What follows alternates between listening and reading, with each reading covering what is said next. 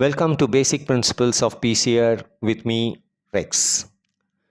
In today's class, we are going to study about the PCR, which is basically 1 copy becomes 2, 2 becomes 4, 4 becomes 8, and 8 into 16, which can be derived using a formula 2 power n into y, where n is the number of cycles, y is the initial copy number. So it gives you the theoretical estimate of the amplified product. The components include the template DNA, the primers. There are two primers, forward primer and the reverse primer, and you have a buffer. The buffer consists of magnesium chloride. The concentration of magnesium chloride is 1.5 millimolar final, and it also contains 10 millimolar NTPs and Taq polymerases. This table gives you the properties of the commercially available polymerases, their sources, their 5-3- and 3-5- exonuclease activities, and their half-life. It also tells you whether the enzyme is a high fidelity enzyme or a low fidelity enzyme. Pyrococcus furiosus polymerases are high fidelity enzymes which incorporate the least error during the polymerization reaction. The other important aspect of a PCR is the primer, and it takes a while to understand how to design a primer. The optimum length will be 18 to 22 base pair or 25 base pairs. The primers with melting temperature 52 to 60 will work good because melting temperature decides the annealing temperature during a PCR, which can be given by a small formula there. The GC content should be 40 to 60. The primers should be avoided which has got continuous A or C or T or repeats in their sequence. And we should look for secondary structures of the primer. While setting up the PCR, we start with water, the largest volume, and then we add the other mixes, other components of the PCR mix. Care should be taken while adding the primers. Forward primer, we usually add 5 to 10 picomoles of primer, which means you dilute the stock in order to get 5 picomoles or 10 picomoles per reaction.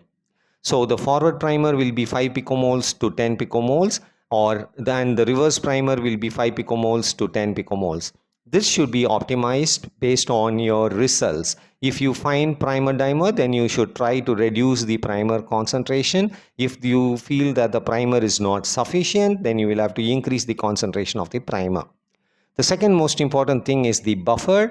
The buffer concentration will vary. Some commercial companies give you 2x buffers, some give you 5x buffers, and some give you 10x buffers.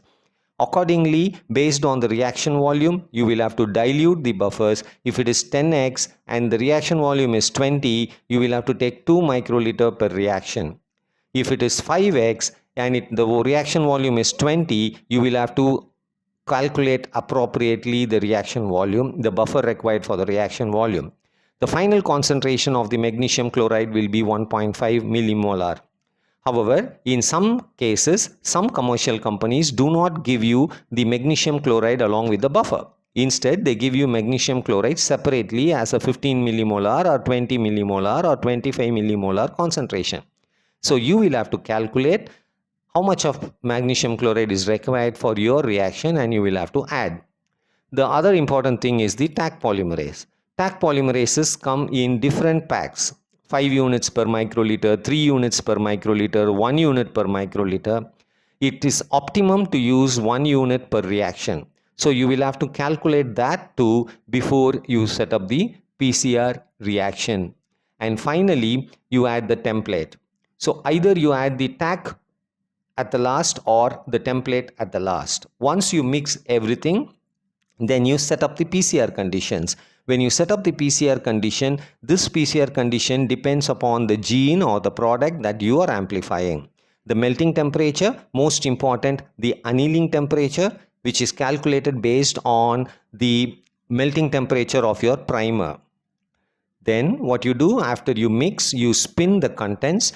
To spin the contents, we use a spinner. The objective is to spin down the total mix and resuspend all the contents uniformly throughout the mix.